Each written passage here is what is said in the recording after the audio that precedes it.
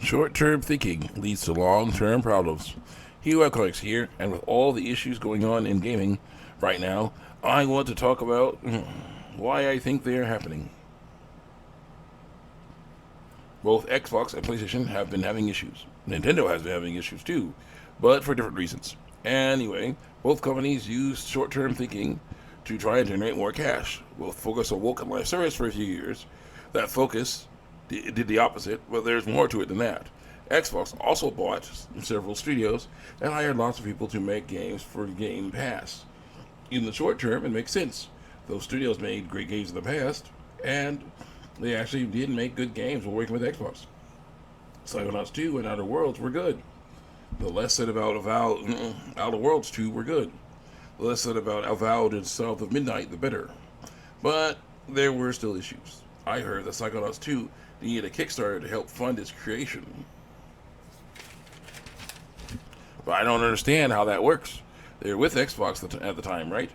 Why would they need more funding? Anyway, while Psychonauts 2 was a good game, despite it being woke and having Anita Sarkeesian involved in its production, it didn't make the amount of cash Xbox wanted, and neither did the two other games they made. Keeper, a game where you play as a lighthouse with spider legs, and Kiln, a live service game where you play as a piece of pottery running around and fighting each other. Neither of those games were bestsellers, so what happened next made sense. Eventually, a few studios that were with Xbox got cut loose. Double Fine was one of them. Now, some people have said that they are doomed, but I don't think so. Double Fine has had to work in horrible conditions before. They once worked in a place where their toilets overflowed, but they still made Psychonauts 1. They could do it again. They aren't like Compulsion Games. They made South of Midnight, and now that they got cut loose, they are begging for help. With all the controversy surrounding that game, I don't know if they'll get it. Then there's PlayStation. Their main issue right now is Marathon. Marathon, or at least this version of it, is a paper-thin extraction shooter with stolen art visuals and overpriced microtransactions. It is also ridiculously hard and unforgiving, and the people that have gotten even good at the game have made the game even worse. They are called Sweat Lords, and they shoot on sight.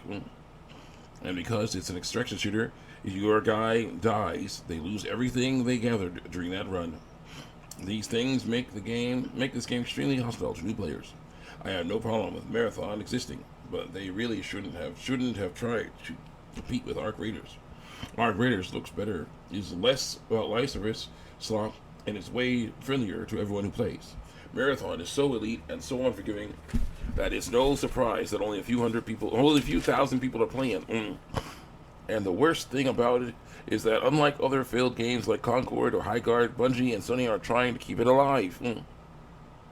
They are throwing good money after bad to keep it going. That's just like WB did with Suicide Squad to kill the Justice League. Marathon is so similar to that game, it's sad. Both fizzled out right after launch because both looked bad, tried to copy better games, and were more about getting money from you than giving us a fun game with interesting characters and a good story. Also, the out-of-touch corporate conglomerates that try to sell us the game are doing the whole forgetting the awesome games they made before in order to focus on the crappy knockoff live service games thing. Destiny and the Arkham series clearly have more people willing to play them, and yet they said Marathon is still important to them. Why? It's a failure. This is just like what happened to Suicide Squad. WB wasted hundreds of millions of dollars over a year and so many people's jobs on that game. But eventually, it had to end. Then we got the form letter. It said that the game was going to end and thank people for their support. I look forward to seeing marathons. Sure, they'll probably blame us for this failure with words like, "We at Bungie had high hopes for this game, but changing economic conditions have caused us to go in a different direction," or something like that. And woke journos will hate on us too. Those too. They will praise Marathon for how good it was, just like they did with South of Midnight or Suicide Squad. Then the next failure of a game will come out, and they will latch onto that one. They will latch onto that one. while ignoring more way better games. That's just how it is with them in games. Sadly, we have to get used to it. Short-term thinking causes this, and that's the trend nowadays, especially with PlayStation pushing for an all-digital future. On paper, it sounds great. Their costs will go down, their control will go up. But over the long term, they will have new problems. They don't have to deal with second-hand sales and prices for their games. Sales and prices for the games can be whatever they want. But there are other digital game stores out there, and their prices are, and variety of games are way better. Think about this. Would you rather have to buy a PlayStation 5, the only thing that will play PlayStation 5 games, sign up for PlayStation Plus so that you can access the games, and you know that they will make that a requirement to boost those numbers, and then pay whatever price they say you have to pay for their games, often $70 to $80 each. And the games are like Wolverine and God of War laundry. Or you could buy a PC for around the same price as a PS5 and choose how much RAM and graphics power you want. Also, you can choose how big you want your heatsink is. Austin, a friend from Linus Tech Tips, dismantled some PS5s during an episode of his show on YouTube, and he saw that the launch PS5 heatsink was bigger than the more recent model of PS5 heatsink. And later, he and his friends did it again with yet another newer PS5. This new one had a smaller motherboard too. Sony is cutting costs with production, and the savings are not being passed on to you. With a PC, you can choose what you want, and then play games on Steam or other way better digital stores. Some places even let you download the games you bought and put them on discs and external hard drives. Sony's short-term thinking is really dangerous here. Going all digital could cut costs for them, but most likely they won't pass the savings on to us. And all that work to control their product could destroy their product. Who wants to go through all that trouble for games worked on by Sweet Baby, or games replacing our heroes with fan fiction characters we don't care about? Xbox is now thinking long term.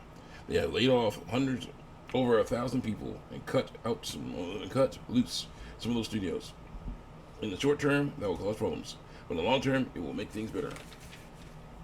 Especially if those who got fired don't actually want to be there.